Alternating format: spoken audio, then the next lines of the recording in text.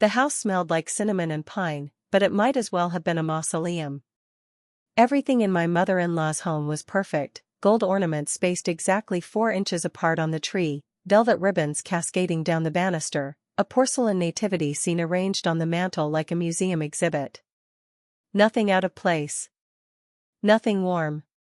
Nothing that suggested actual human beings with actual heartbeats lived here. My daughter Sofia sat on the edge of a velvet ottoman, her knees pressed together, her hands folded in her lap like she was waiting for a dental procedure. She was 7 years old. She should have been tearing through wrapping paper with the other children, squealing over dolls and games, leaving a trail of discarded bows and shredded paper in her wake. But the other children were Bianca's biological grandchildren, my sister-in-law Angela's twin blonde boys, Marco Jr. and Matteo, and Sofia had learned, in the way that children learn things no one ever says out loud, that she was different. I watched her watch the twins. They were 6, a year younger than her, but they already moved through this house like they owned it. Like they belonged. Because they did belong. They had the Rossi name and the Rossi blonde hair and the Rossi cheekbones. Sofia had my dark curls and my olive skin and my last name, which was Vasquez, not Rossi, and that apparently was the only thing that mattered to the woman who ruled this house like a queen. "All right, children." Bianca clapped her hands, her gold bracelets jangling like wind chimes. She wore a red cashmere dress that probably cost more than my monthly mortgage payment, and her makeup was flawless, and her smile was the kind of smile that had never been told no in her entire 72 years on this earth. "Grandma has presents." The twins lunged forward like they'd been shot out of a cannon. Wrapping paper went flying in sheets of red and gold. Remote-controlled monster trucks emerged, one for each boy, each the size of a small dog. Brand-name sweaters from the boutique downtown, the kind with the little alligator on the chest. A brand-new Nintendo Switch, the one everyone had been fighting over that season, the one that had been sold out since October. The pile of discarded boxes grew higher and higher, a monument to excess, to favoritism, to the quiet cruelty of a woman who had never once, in 7 years, looked at my daughter without flinching. Sofia's hand stayed folded in her lap. Her fingers were perfectly still. She had learned, somewhere along the way, not to expect anything. That was worse than if she'd been crying. I looked at Marco. My husband stood near the fireplace, a crystal glass of eggnog frozen halfway to his lips. He was wearing the sweater I'd given him for his birthday, navy blue, soft cashmere, the one he'd said made him feel like a grown-up. He was watching his mother. His mother was not watching him. She was watching the twins with a glow of satisfaction that bordered on ecstasy. "Bianca," I said. My voice came out quiet, which I hated. I should have shouted. I should have flipped the coffee table and stormed out. But I'd spent 7 years in this family learning to make myself small, and old habits die hard. "I think Sofia might have a gift too." The room went still. Not the kind of still that happens naturally, when a conversation lulls or a song ends. The kind of still that happens when something has been decided long in advance and everyone knows it but no one has said it out loud, and now someone has said it, and everyone has to pretend they're surprised. Bianca turned to me. Her smile didn't falter.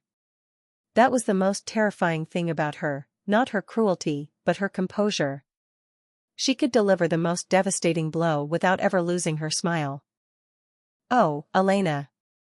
I didn't forget." She let the silence stretch like a rubber band about to snap.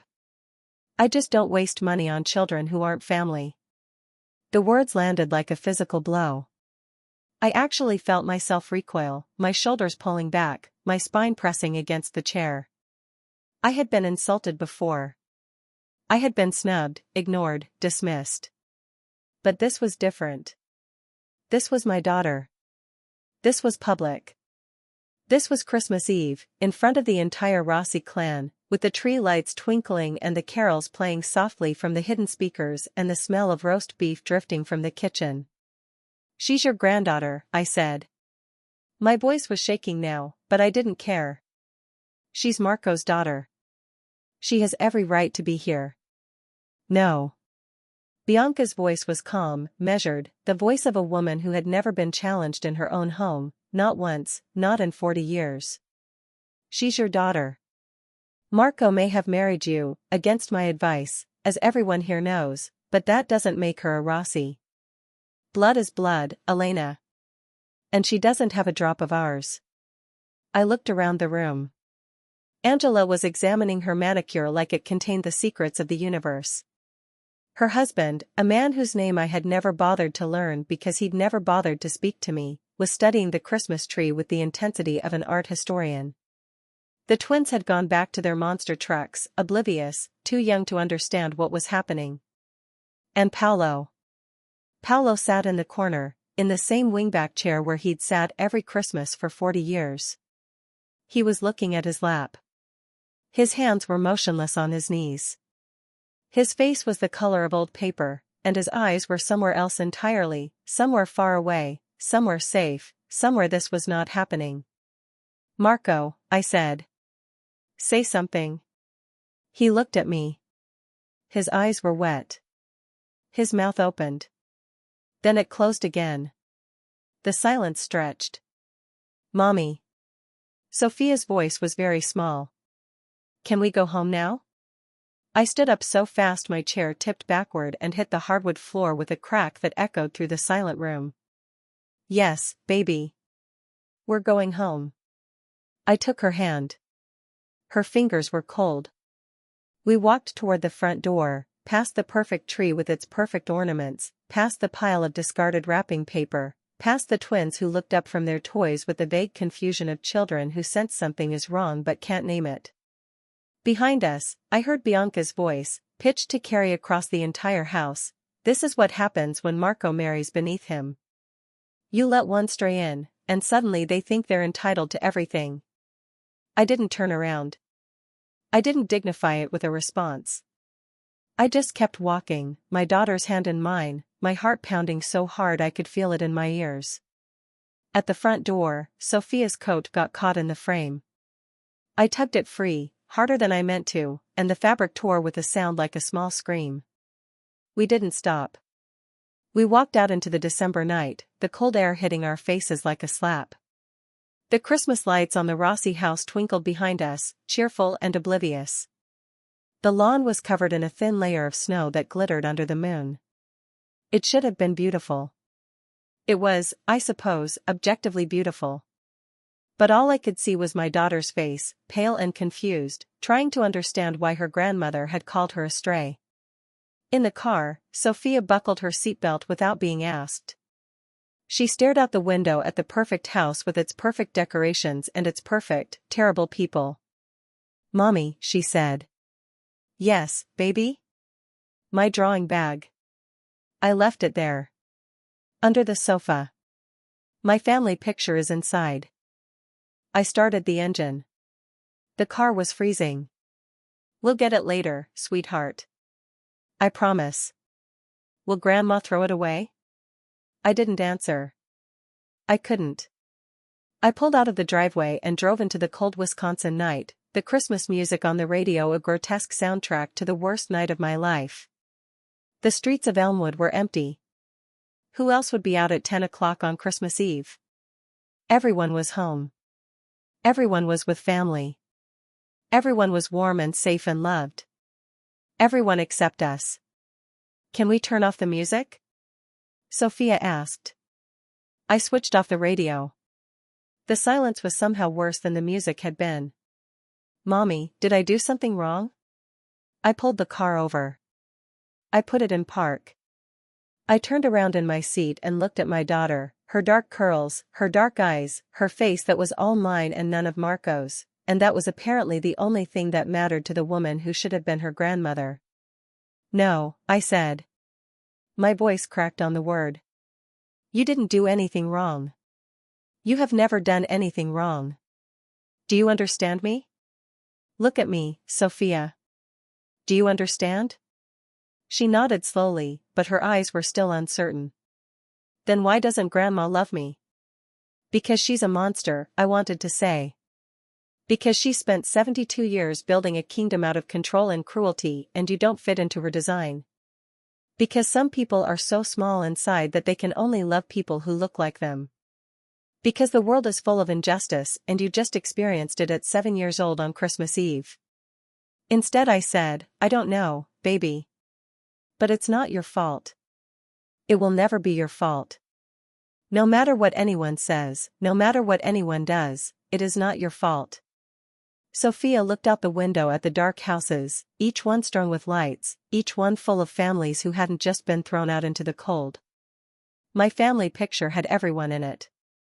Even Grandpa Paolo. He always looks sad, so I drew him smiling. Do you think he'll ever see it? I closed my eyes. My 7-year-old daughter, publicly humiliated on Christmas Eve, called a stray by her own grandmother, was worried about whether the sad old man in the corner would ever see the drawing she'd made for him. That was very kind of you, I managed. Now let's go home. I drove us back to our small house on the other side of town, the one Bianca had tried to talk Marco out of buying because it wasn't in the right neighborhood. I tucked Sofia into bed. I kissed her forehead and smoothed her hair and told her I loved her more than anything in the world. Then I went into the kitchen, sat on the cold tile floor, and cried until I couldn't breathe. Marco came home at 2 in the morning. I heard his key in the lock, his footsteps in the hall, the long pause outside Sofia's door. Then he came into the kitchen, where I was sitting at the table with a cup of coffee that had gone cold hours ago. Elena. His voice was hoarse, scraped raw. I'm so sorry. I looked at him, this man I'd loved for 8 years, this man who had held my hand through 36 hours of labor and sung Sofia to sleep every night for the first year of her life and promised me, on our wedding day, that he would always put us first. You didn't say anything, I said. He flinched like I'd hit him. I know. She called our daughter a stray. She said you married beneath you. She threw us out of her house on Christmas Eve. And you stood there, Marco. You stood there with your eggnog and said nothing. I froze. Elena, I swear to God, I froze. I wanted to say something. I opened my mouth and nothing came out. It was like, he struggled for the words. It was like being 8 years old again. Standing in that same living room, watching my mother scream at my father for some tiny mistake, and being too terrified to move. That was 30 years ago. I know how long ago it was. But in that moment, I was 8 again. I was a child who had learned that the only way to survive in that house was to be invisible. To never challenge her. To never speak up. To never, ever make her angry. He sank into the chair across from me. I'm not making excuses. I'm trying to explain. I failed you. I failed Sofia. I know that. And I will spend the rest of my life trying to make it right. I looked at him for a long time. I wanted to scream at him. I wanted to throw my coffee cup at the wall. I wanted to take Sofia and drive away and never come back. But I also saw him. The real him. The boy who had grown up in that mausoleum, under the thumb of a woman who treated love like a transaction and obedience like a requirement. The man who had spent 38 years being conditioned to silence and was only now, in this terrible moment, beginning to understand what that silence had cost him. I need you to choose, I said. Not tonight. Not tomorrow. But soon. Choose us, or choose her. Because I cannot do this anymore. I cannot watch my daughter be treated like she's nothing. I cannot spend every holiday dreading what your mother is going to say. I cannot live like this. Marco nodded. He reached across the table and took my hand. His fingers were cold. I'm going to show you something, he said. Something I should have shown you years ago. He went to the hall closet, the same closet where I'd hung Sofia's torn coat, and came back with a small metal box. It was old, dented, the kind of box men used to keep important papers in before everything went digital. My father gave me this 3 years ago. He said to open it when I was ready to see the truth. Marco set it on the table between us. I was too scared to open it then. I thought I knew what was inside, and I didn't want to face it. And now? He opened the box. Inside were 2 envelopes. One was thick and legal-sized, bound with a red ribbon and sealed with wax, the Rossi family crest pressed into the red circle. The other was small and white, ordinary, with Marco's name written in his father's shaky handwriting. He opened the small one first. His eyes moved across the page. I watched his face change, from grief to shock to something that looked like cold, hard fury. When he finished, he handed it to me. Marco. If you're reading this, you've finally found the courage I never had. I'm sorry. I'm sorry for every Christmas, every birthday, every Sunday dinner where I sat in the corner and said nothing. I watched your mother treat your wife like a servant and your daughter like a stranger, and I did nothing. I told myself it was easier. Easier to stay quiet. Easier to let her win. But the truth is, I was a coward. The other envelope contains the original trust documents. Your grandfather, my father, left the family business and the estate to you. Not to your mother. She forged the paperwork. She stole your inheritance. She's been controlling this family with stolen power for 15 years. I've had the proof for 15 years. And I never showed anyone because I was afraid of what she would do to me. Afraid of the screaming. Afraid of the divorce. Afraid of being alone. So I let her steal from you. From your daughter. From everyone. Don't be like me. For God's sake, Marco, don't be like me. Dad. I read the letter 3 times. Each time, the words hit harder. Your grandfather left everything to you? The business. The house. The trust funds for the grandchildren, including Sofia. My mother stole it all. Every penny. Marco's voice was hollow.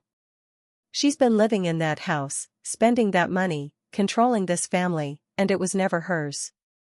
It was never hers. He opened the second envelope.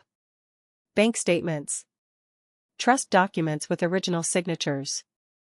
Copies of the forged paperwork his mother had filed. 15 years of evidence, meticulously collected and hidden away by a man too afraid to use it. She drained the education trust, Marco said, scanning a bank statement. $200,000. It was supposed to go to Sofia and the twins. She spent it on a condo in Florida and a new Mercedes. And the lake house? Sold 3 years ago. The proceeds went to an account in the Cayman Islands. Marco. I took his hand. What are you going to do? He looked at me. For the first time in 8 years, I saw something in his eyes I'd never seen before. Steal.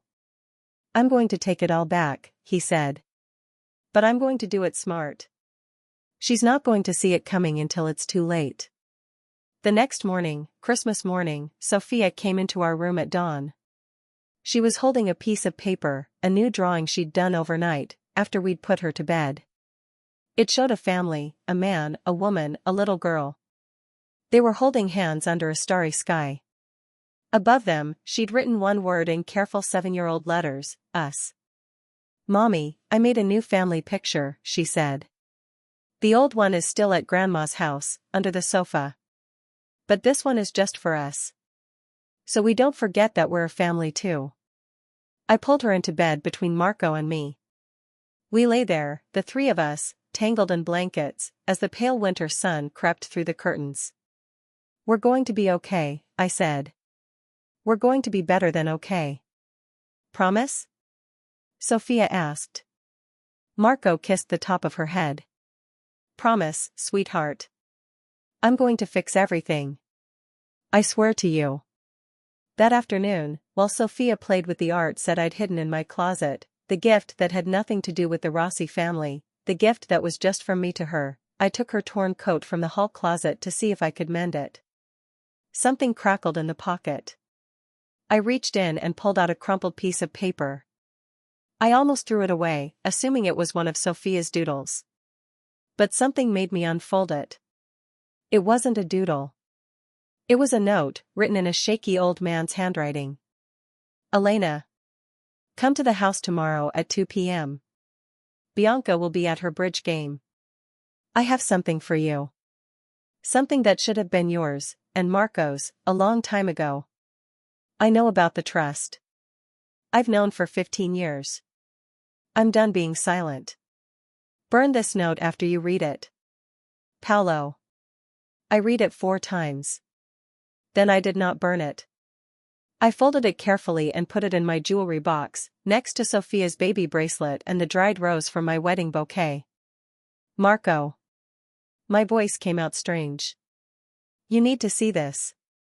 He read the note. His face went through a dozen emotions I couldn't name.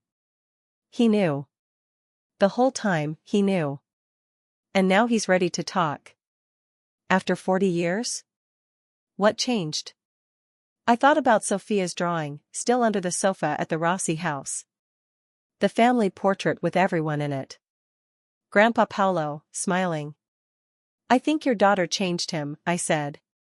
I think she changed him without even trying. We drove to the Rossi house the next afternoon. Bianca's Mercedes was conspicuously absent from the driveway. Paolo met us at the door before we could even knock. He looked different than he had on Christmas Eve. Not younger, he was 74, and those years showed in every line on his face. But there was something in his posture that hadn't been there before. A straightness. A solidity.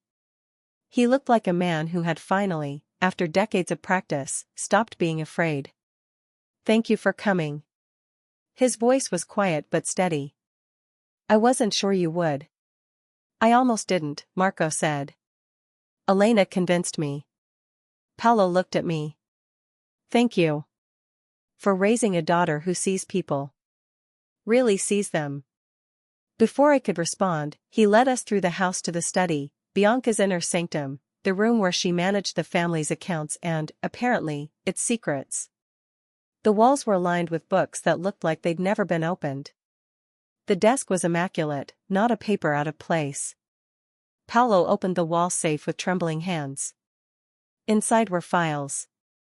Dozens of them. Bank statements going back 15 years. Copies of the original trust documents, signed by Marco's grandfather. The forged paperwork Bianca had used to transfer everything into her name. I've been collecting these for 15 years, Paolo said. Every time she moved money, every time she filed a false document, every time she lied about the estate, I made a copy. I told myself I was waiting for the right moment. But there was never a right moment. There was only fear. Marco picked up a bank statement. His hand was shaking. She spent $200,000 on herself? The money that was supposed to go to the kids' education? Most of it went to the condo in Naples. The rest, Paolo gestured helplessly. Clothes. Jewelry. Things. She's been living like a queen on money that was never hers. And the lake house? The one Grandpa left specifically for Sofia? Sold in 2019. The proceeds went to an offshore account. I have the statements. Paolo's voice cracked. I watched her do it. I helped her pack the silverware. And I said nothing. Marco set down the papers. When he spoke, his voice was dangerously calm. Why are you showing us this now, Dad? What changed? Paolo looked at the floor. Then he looked at me.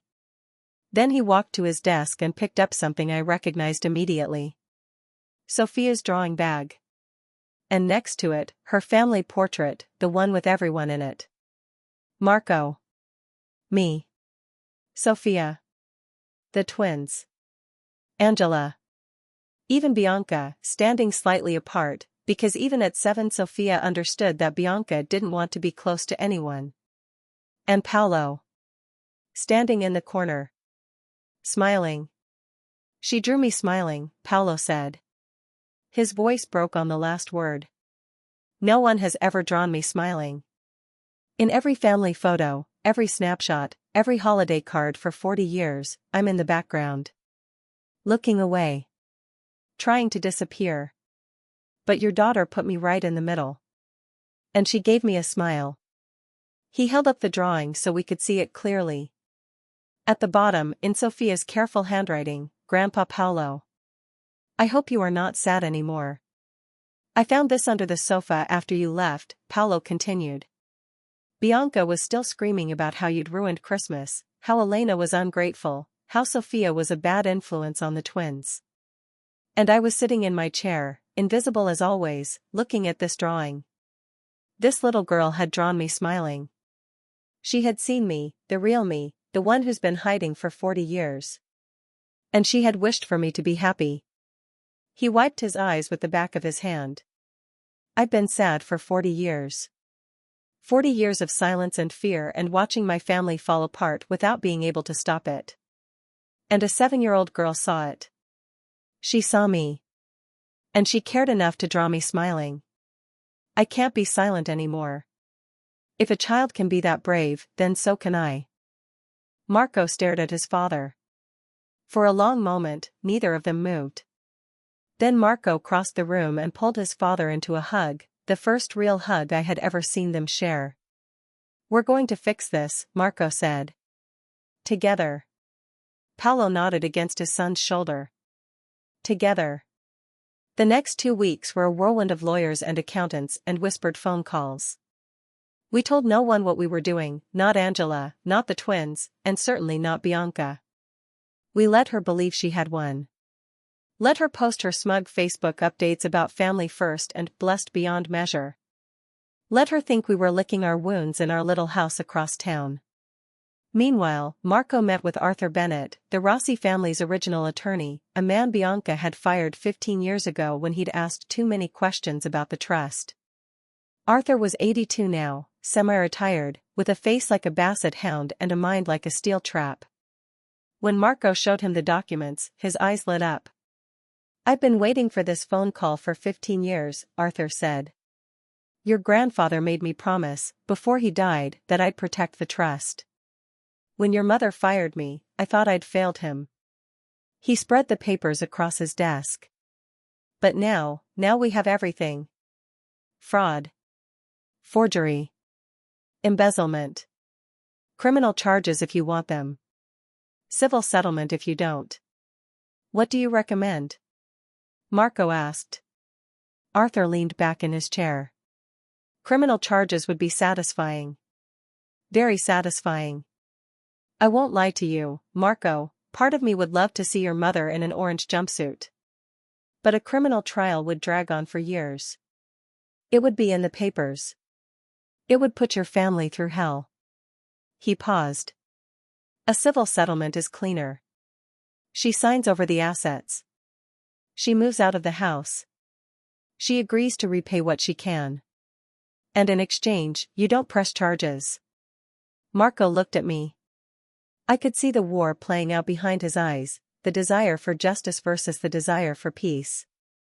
Can I think about it? Take all the time you need. But not too much time. Once she realizes what we have, she'll lawyer up faster than you can blink. That night, Marco and I sat in the living room after Sofia had gone to bed. The house was quiet except for the hum of the refrigerator and the distant bark of a neighbor's dog. I want to destroy her, Marco said quietly. I want to take everything she has and leave her with nothing. The way she did to us. That's one option. But it's not the right one, is it? I thought about Sofia's drawing. About Paolo's tears.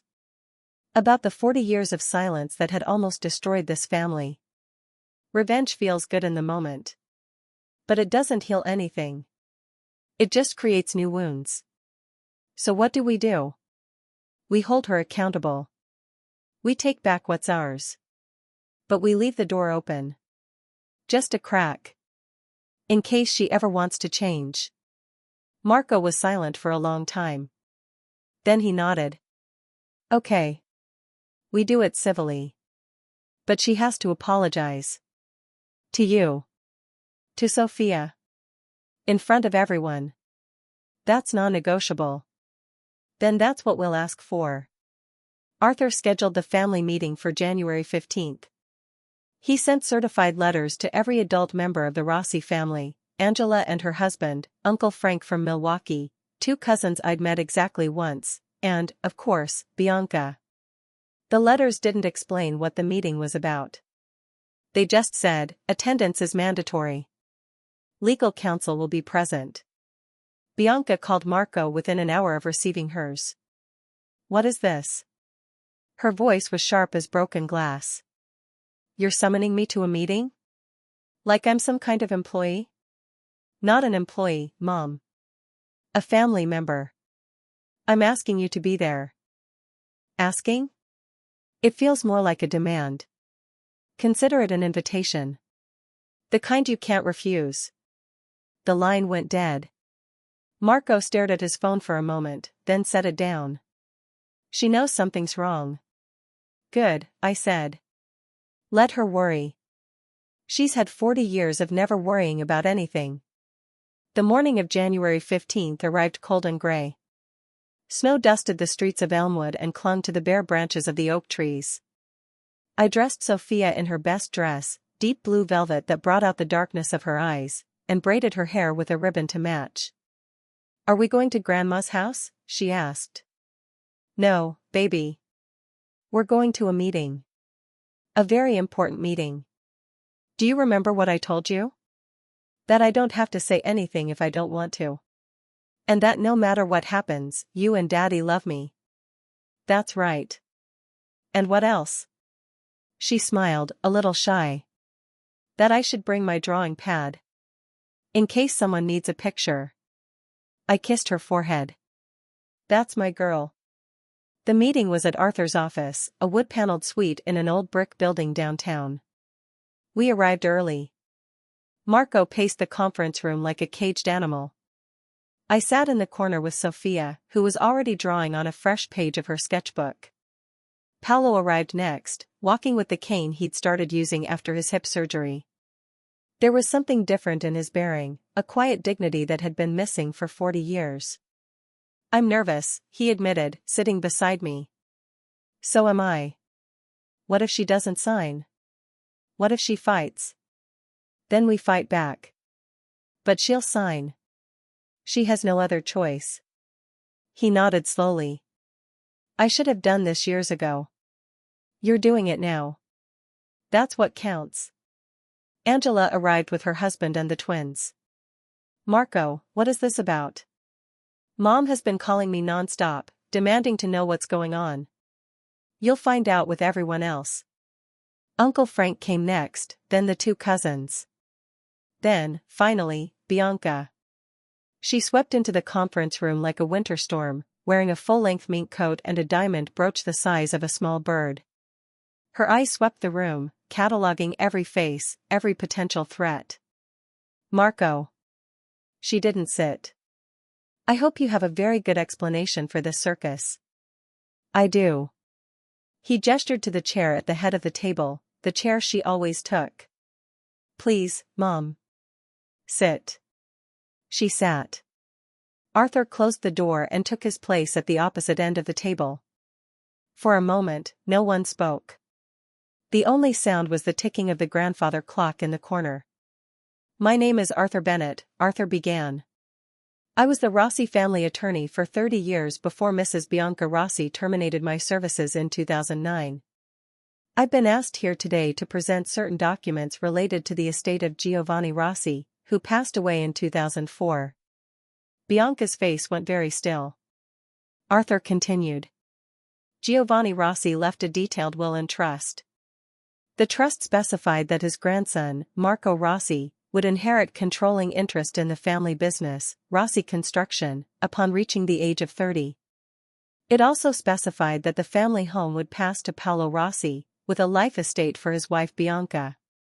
And it established education trusts for all of Giovanni's great-grandchildren, specifically naming Marco Rossi Jr., Matteo Rossi, and Sofia Rossi. That's ridiculous. Bianca's voice was sharp. I've managed the estate for 15 years. I know what my father-in-law wanted. You know what you wanted, Mrs. Rossi. Arthur's voice was calm but unyielding. What Giovanni wanted is documented here, in his own handwriting, with his own signature. Which does not match the signature on the documents you filed with the bank. He placed the original will on the table. Then he placed the forged documents beside it. The contrast was undeniable. Even from across the room, I could see that the signatures were different. You forged his signature, Arthur said. You transferred assets into your own name. You drained the education trusts. You sold the lake house and hid the proceeds offshore. And you did all of it knowing that you were stealing from your own son. From your own grandchildren. The room was silent. Angela was staring at her mother with an expression of dawning horror. Uncle Frank looked like he'd been punched in the stomach. Mom? Angela's voice was small. Tell me this isn't true. It's a misunderstanding. It's not a misunderstanding. Marco stood up. He placed a folder on the table, the same folder Paolo had given him. Bank records. Account statements. Copies of checks with forged signatures. It's all here, Mom. 15 years of theft. 15 years of lies. You stole my inheritance. You stole Sofia's college fund. You stole everything Grandpa left for us. He looked at his mother, and his voice was steady. On Christmas Eve, you threw my wife and daughter out of your house. You called my daughter a stray. You said Elena wasn't family. And all of it, all of your power, all of your control, all of your cruelty, was built on a lie. You're not the matriarch of this family. You're a thief who got caught. Bianca's face had gone the color of old milk. Paolo. She turned to her husband. You let them do this? You helped them? Paolo stood up. His cane was steady on the hardwood floor. I didn't let them do anything, Bianca. I helped them. I've been keeping copies of your transactions for 15 years. Every forged check. Every falsified document. Every lie you told to keep us under your thumb. You pathetic old man. Her voice was venom. You think you can stand up to me now? After 40 years of hiding in my shadow? I'm not standing up to you. Paolo looked at Marco. I'm standing with my son. For the first time in my life. I'm standing with my son. Bianca turned back to Marco, her expression shifting from fury to desperation. Marco. You're my son. I raised you. I gave you everything. You gave me fear. Marco's voice was quiet, which made it worse. You gave me silence. You gave me a childhood where I learned to make myself invisible so you wouldn't notice me. And then you tried to do the same thing to my wife. To my daughter. I did it for you. The money, the business, I was protecting your inheritance. You stole my inheritance. And then you pretended you were doing me a favor. Marco shook his head. No more. He placed a document on the table. This is a settlement agreement. You sign it, you transfer control of the trust back to me, you move out of the house within 60 days, and you agree to repay the embezzled funds in monthly installments. We don't press charges. You don't go to prison. And if I refuse? Then Arthur files a criminal complaint with the district attorney. Fraud. Forgery. Embezzlement. He estimates you're looking at 5 to 7 years. Bianca stared at the document. Her hand trembled as she reached for it. She read through the pages, and with each one, her face grew paler. Sign it, Mom, Angela said quietly. Bianca turned to her daughter. You too? You stole from my children. From the twins. You've been lying to all of us for years. Angela's voice cracked but didn't break. Just sign the damn paper. One by one, every person in the room spoke. Uncle Frank. The cousins. Everyone Bianca had spent a lifetime controlling. They all said the same thing. Sign it. Bianca looked around the room. She saw no allies. No defenders. No one left to manipulate. For the first time in 40 years, she was utterly alone. She picked up the pen. Her hand shook so badly the signature was barely legible. But she signed. Arthur took the document, checked the signature, and nodded. It's done. Then Sofia, who had been sitting quietly in the corner with her sketchbook, stood up.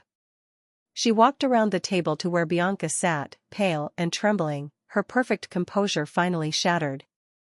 Here, Grandma. Sofia held out a piece of paper. I made you a picture. For Christmas. I wanted to give it to you before, but I forgot my drawing bag at your house. Bianca took the drawing with shaking hands. It was a Christmas tree, decorated with gold stars. Underneath it, a family, Marco, Elena, Sofia, Paolo, Angela, and the twins. Even Bianca herself, standing slightly apart but still there, still in the picture. At the bottom, Sofia had written in careful letters, "Everyone belongs." I'm not mad at you, Sofia said. Daddy says you made bad choices. But you can still be in the picture if you want. Bianca stared at the drawing. Then she did something I had never, in 8 years, seen her do. She cried.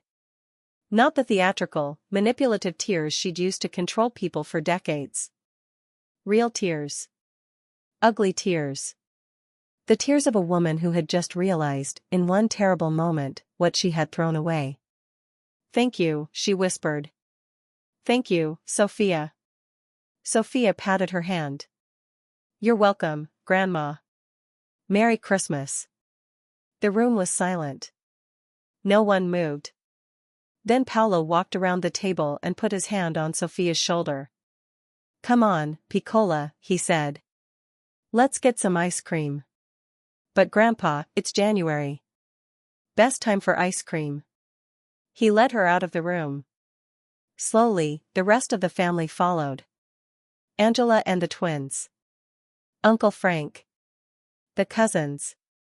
Until it was just Marco, Arthur, and Bianca. I'll go, Bianca said quietly. I'll move to the condo. I'll make the payments. She looked at Marco. Can I see Sofia? Sometimes? Please? Marco was silent for a long moment. We'll see, Mom. It's going to take time. A lot of time. I understand. No. I don't think you do. Not yet. He stood up. But maybe someday.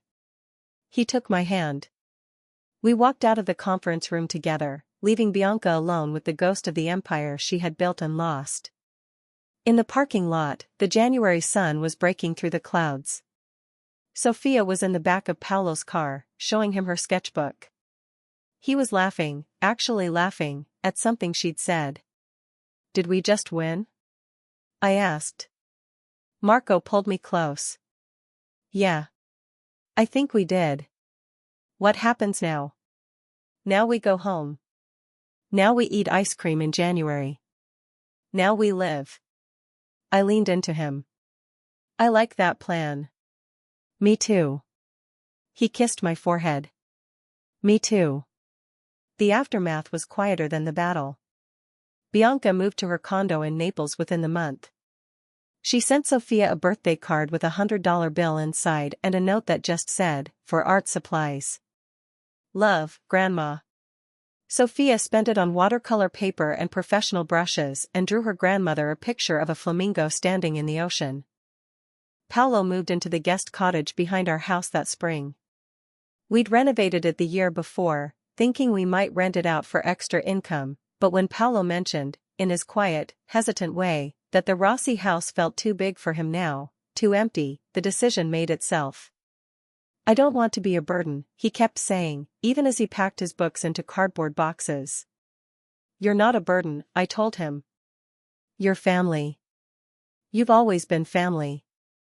You were just the only one who didn't know it. The day he moved in, Sofia appointed herself his official welcoming committee. She drew a sign that said Grandpa's house in glittery letters and taped it to his front door. She organized his bookshelf by color, which drove him crazy, but he didn't have the heart to change it. She made him a playlist of Frank Sinatra and Dean Martin, which he actually loved.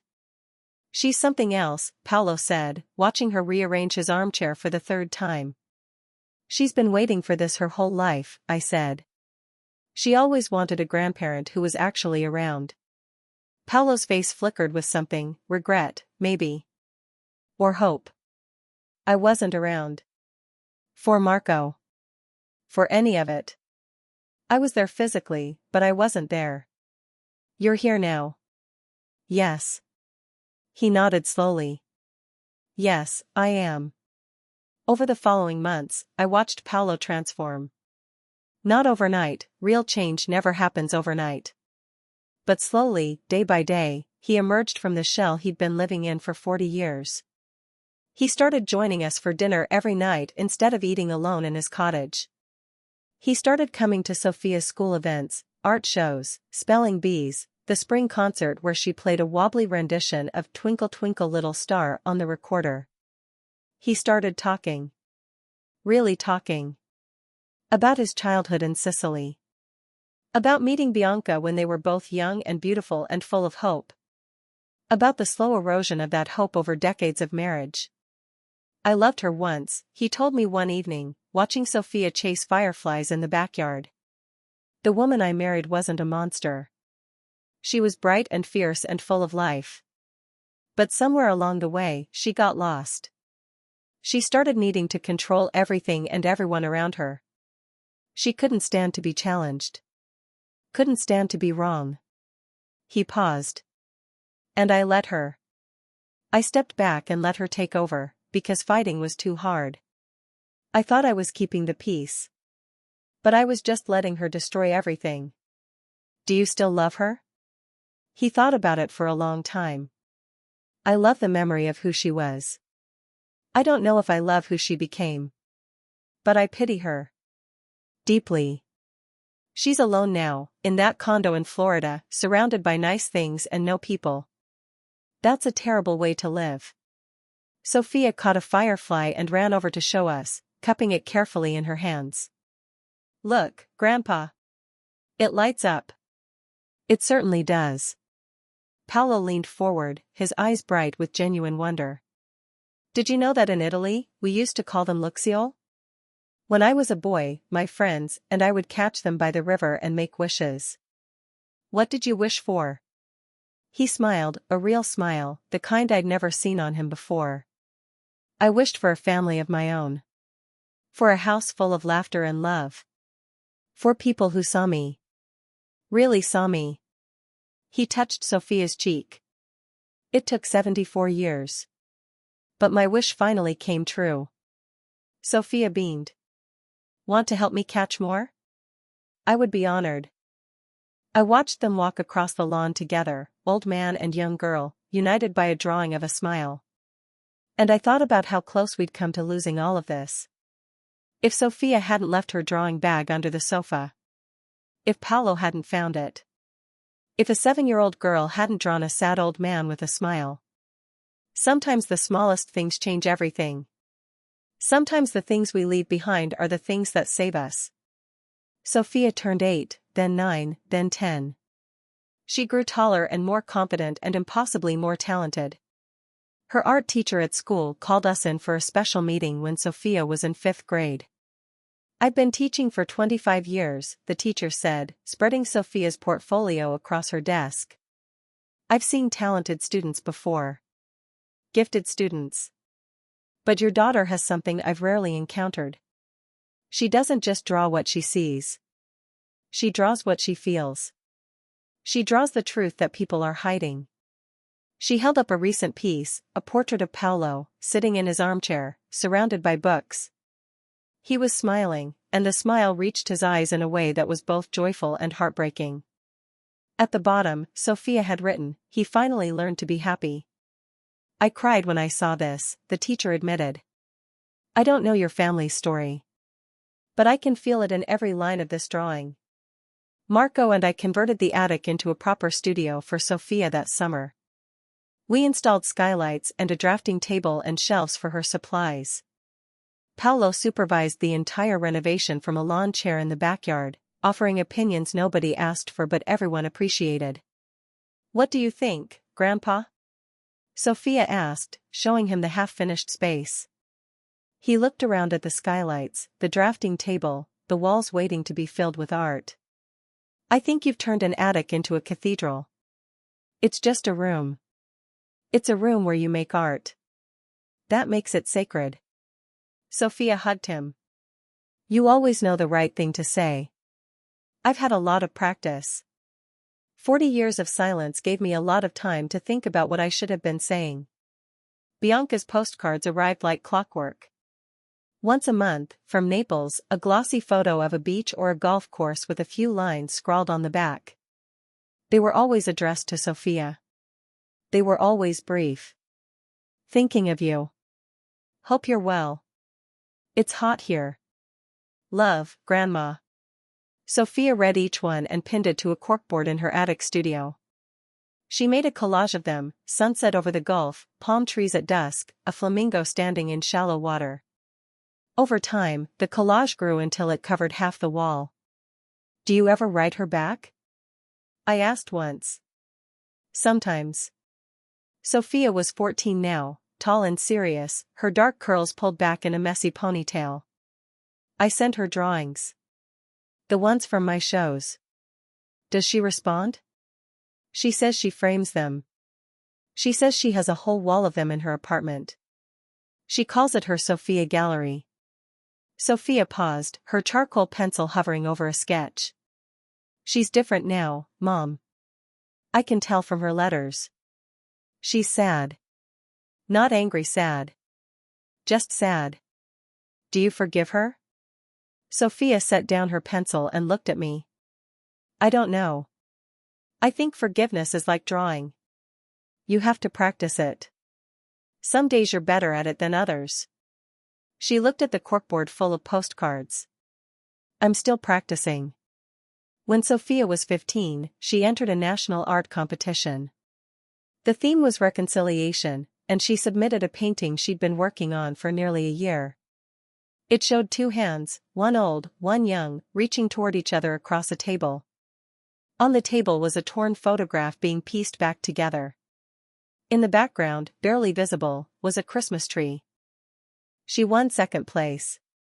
The prize was $1,000 and an invitation to speak at a congressional hearing on arts education funding in Washington, D.C. I want to bring Grandpa Paolo, she said. He's never been to Washington. So Paolo, at 83, got on an airplane for the first time in 20 years. He held Sofia's hand during takeoff and told everyone in the terminal that his granddaughter was the best artist in America. She won second place, Grandpa. That means someone else was first. The judges were wrong, he said flatly. In my professional opinion. You don't have a professional opinion. You're not an artist. I'm a grandfather. That's a higher rank than artist. I stayed home with Marco. We watched the C-SPAN broadcast of Sofia's testimony on our laptop at the kitchen table. She stood in front of a panel of congresspeople, poised and confident, and explained why arts education mattered. My grandfather didn't speak for 40 years, she said. Not because he couldn't. Because he was afraid. Afraid of conflict. Afraid of being seen. Afraid of being wrong. Then, when I was 7, I left my drawing bag at his house. Inside was a picture I'd drawn of him. I'd drawn him smiling. He told me later that no one had ever drawn him smiling before. That drawing, that one small act of seeing him the way he wished he could be, gave him the courage to finally speak. She paused. The room was silent. My grandfather testified against his own wife to protect our family's legacy. He stood up after 40 years of silence. All because a 7-year-old drew him with a smile. That's what art does. It doesn't just decorate walls. It saves lives. It saves families. It gives people permission to be who they really are. The camera cut to Paolo in the audience. He was crying, not the restrained, private tears I'd seen before, but open, unashamed weeping. And he was smiling. Smiling and crying at the same time, because his granddaughter had just told the whole country that a drawing of a smile had saved his life.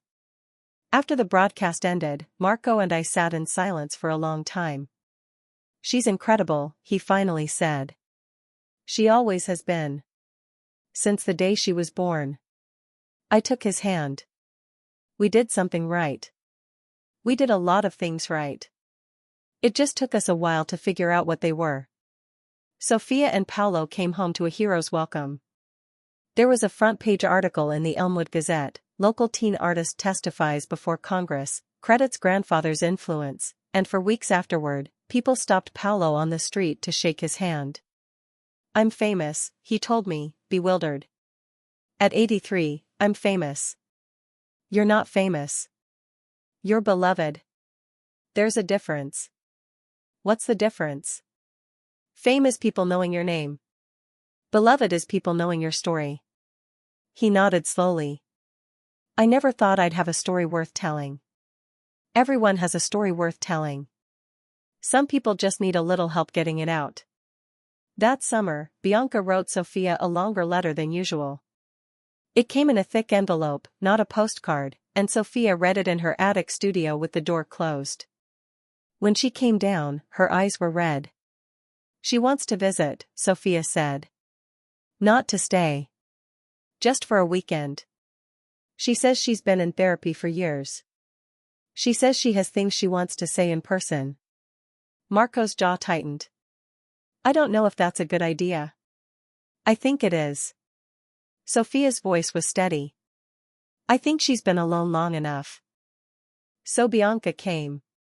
She flew into Milwaukee and rented a car and arrived at our house on a Saturday afternoon in June.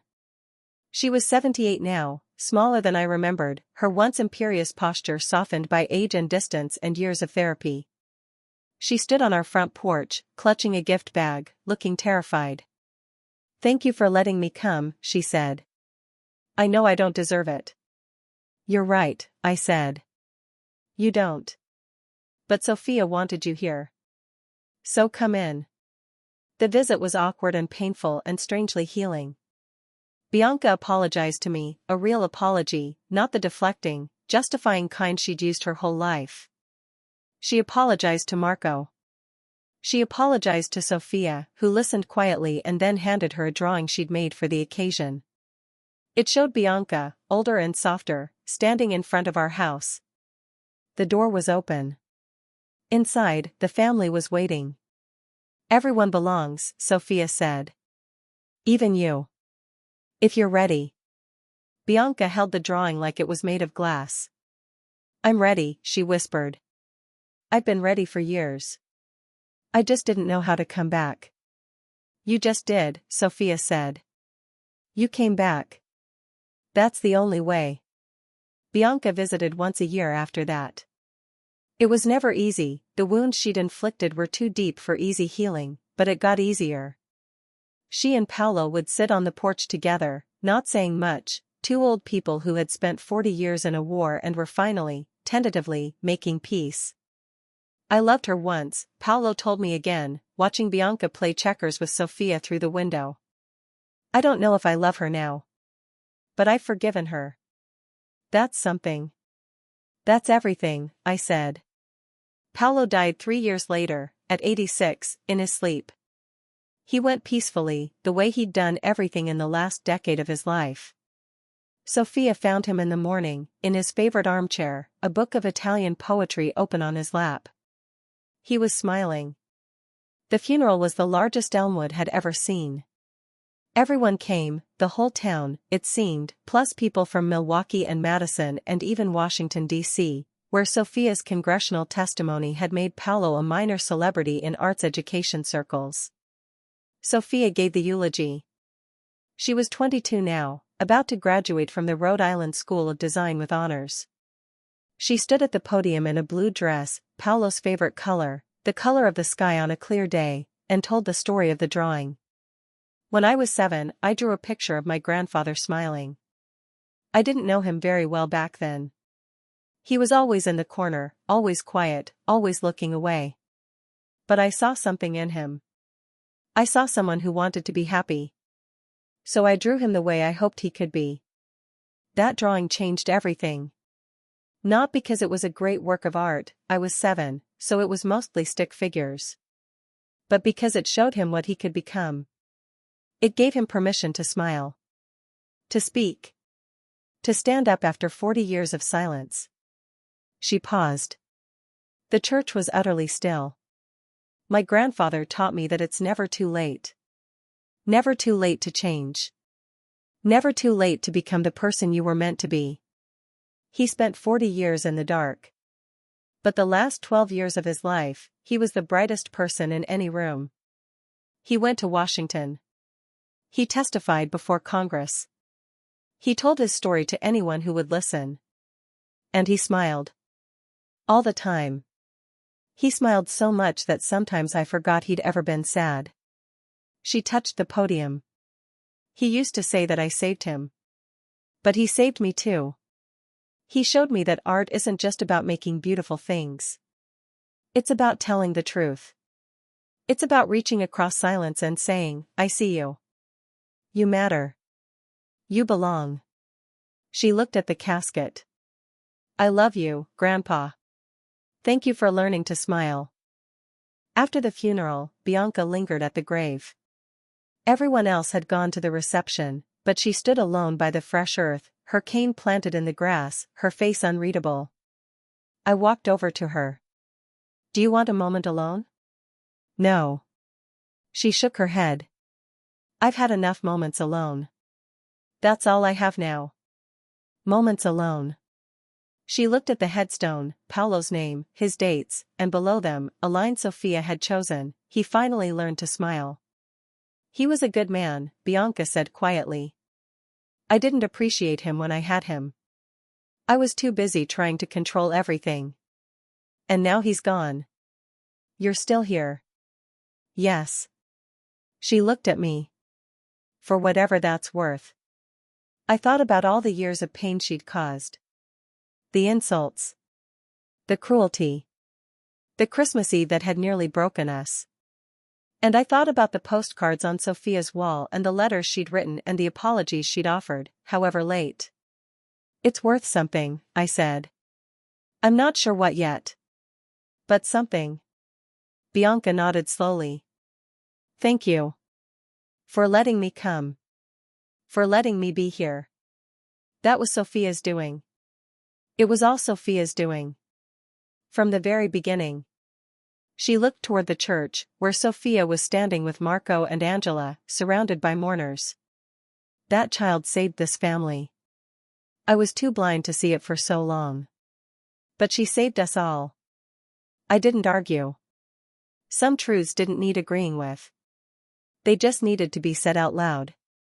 Sofia graduated from RISD with top honors.